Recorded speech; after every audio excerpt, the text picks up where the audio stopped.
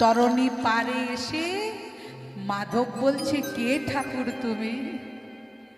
গৌরহরি বলছে, তোমার নাম বুঝি মাধব? বলল, হ্যাঁ গো, যে আমায় ডাকে আমি যে তাকে পার করে দিই। গৌরহরি তখন মাধবকে বলছে, মাধব,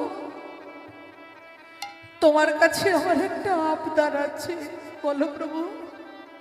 আচ্ছা, আমাকে তোমার এই নৌকায় চড়িয়ে একবার গঙ্গার ওপার থেকে শান্তিপুরের ঘাটে নামিয়ে দেবে? আমি আমার মায়ের চরণে একবার দণ্ডবৎ প্রণাম নিবেদন করতে যাব।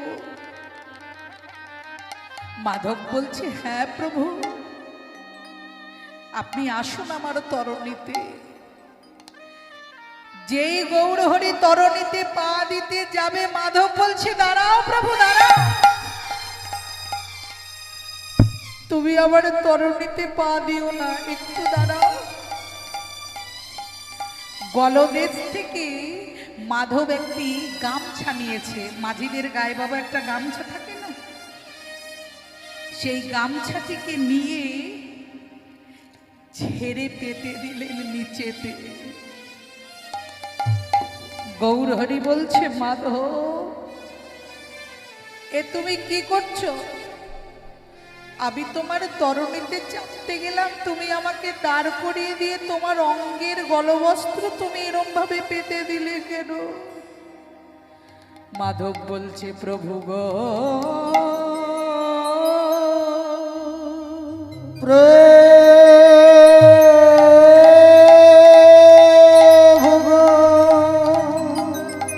আমি শুনেছি তুমি নাকি পরশমণি। তুমি নাকি পরশমণি, তোমার পরশে নাকি লোহা সোনা। ওই ভাঙা তরণীতে তুমি যদি পা দিয়ে দাও, আর আমার ওই ভাঙা নৌকাটা যদি সোনার হয়ে যায়, আমি যে তোমার নামে ভুলে যাব।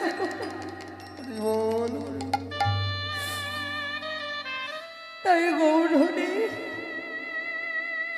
তুমি ওই চরণীতে তোমার চরণ ধুলা না দিয়ে তুমি আমার ওই অঙ্গে, আমার মুখে তুমি ওই ধুলা না। বেশ মাধব, আমি তোমার তরণীতে খুব যত্ন করে বসবো। আমি খেয়াল রাখবো আমার মাধবের তরণী যেন সোনার তরণী নয়,